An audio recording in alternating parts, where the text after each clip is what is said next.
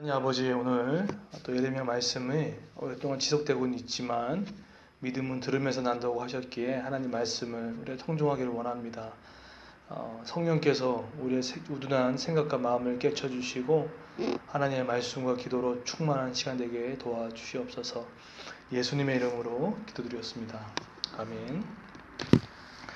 아이들을 양육하다 보면은 아이들이 말로 이렇게 훈계를 하다가 더 이상 이렇게 안 될 경우에 부모가 때로는 그 징계를 하기도 하죠. 때로는 매를 대기도 하고, 때로는 좀 말을 또 섞지 않는 것도 하기도 하고, 때로는 좀 아프지만 따끔하게 혼을 내는 다양한 방법으로 아이들에게 교육을 시키는 것들을 할 때가 있습니다. 오늘 이 예레미야도 보면 하나님께서 이 말씀을 효과적으로 전달하기 위해서 예언자들을 다양한 표상으로 오늘 이렇게 이야기를 하고 있습니다. 결국 여기에는 하나님의 마음을 좀 알아야 될 것 같아요. 왜냐하면 이렇게 강하게 얘기한들 또 이렇게 심하게 또 아주 강하게 얘기했음에도 불구하고 돌아오지 않으니 이제 또다시 다른 방법으로 하나님께서 이렇게 하실 때가 있다는 것인데, 20절 보시면 설득할 때 이런 모습으로 설득을 하죠. 너는 눈을 들어 북방에서 오는 자들을 보라. 내게 맡겼던 양떼, 내 아름다운 양떼는 어디 있느냐.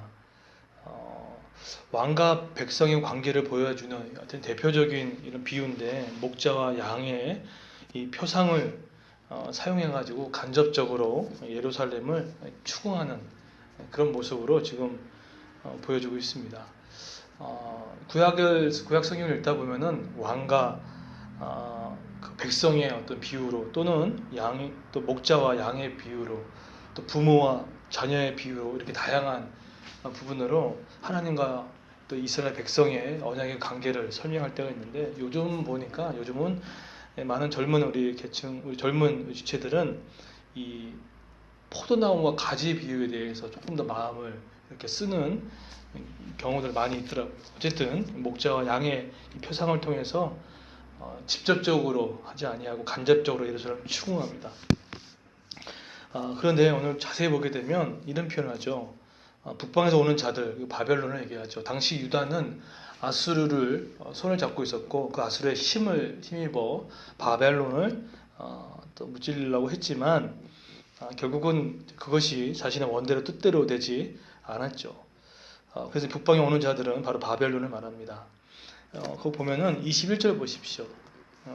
북방에 오는 자들에 대해서 조금 더 어떻게 너희들이 대하는지를 얘기를 하고 있는데, 21절에 보면은 너희 친구 삼았던 자를 그가 내 위에 우두머리로 세우실 때에 내가 무슨 말을 하겠느냐. 내가 고통에 사로잡힘이 상고를 겪는 여인 같지 않겠느냐. 북방에 오는 자들을 막기 위해서 이제 아수르를 손을 잡았지만 오히려 그들을 다시 그 사람들이 이스라엘 백성들을 통치하는 우두머리로 세워지는 참 안타까운 현실, 그 바벨론 노예가 되었던 것을 이렇게 간접적으로 표현을 하고 있었던 거죠. 우리가 이것을 보게 되면 때로는 하나님께서 우리의 삶에 작은 징후들을 많이 주실 때가 있습니다. 하나님의 길을 어긋나게 했을 때 큰 징후를 먼저 주시기보다는 작은 징후를 통하여서 하나님의 메시지를 주실 때가 있는데, 정말 지혜는 그것을 겁을 먹는 거예요. 그런데 점점 그런 거 무뎌지다 보면은 그런 작은 징후를 무시하고 그 징후를 듣고 하나님께 엎드려 기도하면서 하나님의 뜻을 묻고, 또 다시 한번 풀어진 영적인 신발끈을 다시 매듭을 묶는 그런 일을 하기보다는 설마 그럴까라는 그 설마가 결국은 엄청난 일을 초래하게 만드는 일이 될 때가 있다는 것이겠죠. 결국은 그것을 통하여서 하나님께서 이제 이렇게 얘기하십니다. 24절 보시게 되면 하나님이 이렇게 하시죠. 그러므로 내가 그들을 사막바람에 불려가는 건물같이 흩으리로다. 이 흩으리로다가 정말 예언들의 성취가 됐습니다. 이스라엘 백성이 드디어 북이스라엘이 망하고 남유다가 망하고 나서 결국은 바벨론은 끌려가는 한 곳에 모여 살았던 이스라엘 백성이 이제는 뿔뿔이 흩어지는 그런 참혹한 결과를 초래하게 됐다는 사실인 거죠.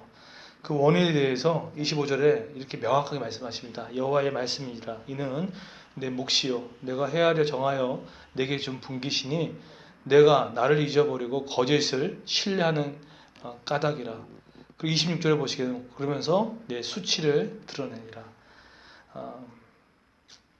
결국은 아수르의 손도 아니었습니다. 결국 문제의 해결점은 아수르의 손도 아니었고 또 다른 것이 아니었습니다.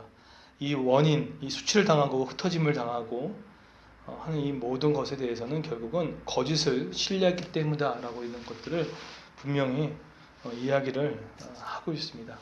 신앙생활을 잘하고 있다는 것은 결국은 내가 어떤 문제가 생기고 어떤 일이 있을 때 아니면 내가 평탄했을 때 가장 먼저 하나님과의 교제를 먼저 하고 싶은 마음이 들었을 때가 가장 건강한 때 마음입니다. 근데 영적으로 해이해지다 보면은 가장 내가 하고 싶은 일, 가장 먼저 일상생활을 먼저 할 때 이런 것들이 반복하다 보면 결국 넘어질 때가 많이 있는데 중요한 신앙의 건강의 기존 리트머스 시험지는 결국은 내가 어떤 일을 시작할 때 어떤 하루를 시작할 때 가장 하나님의 마음에 두는 것 이것이 있을 때 비로소 순서가 잡히고 또 영적인 우상 숭배에 빠지지 않는 삶을 살아가지 않을까라는 생각들을 갖습니다. 흩어지는 것만큼 무서운 게 없어요. 저는 짧은 목회를 하면서 양떼 흩어짐도 경험해 본 적이 있었는데 그거 정말 무서워요.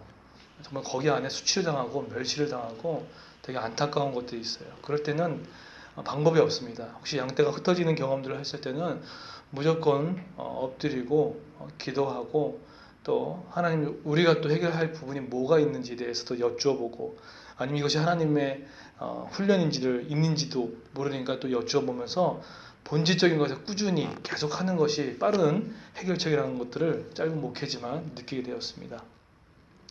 예수께서 이 땅에 사역하실 때 어려움 있을 때마다 홀로 자신의 의지를 하지 아니하시고 예수께서 엎드려 기도하셔서 또 말씀 가운데 기도를 통하여서 모든 문제를 해나갔던 것처럼 문제뿐만 아니라 잘 됐을 때도 엎드려 기도하는 그런 은혜가 있기를 예수님으로 축원드리겠습니다.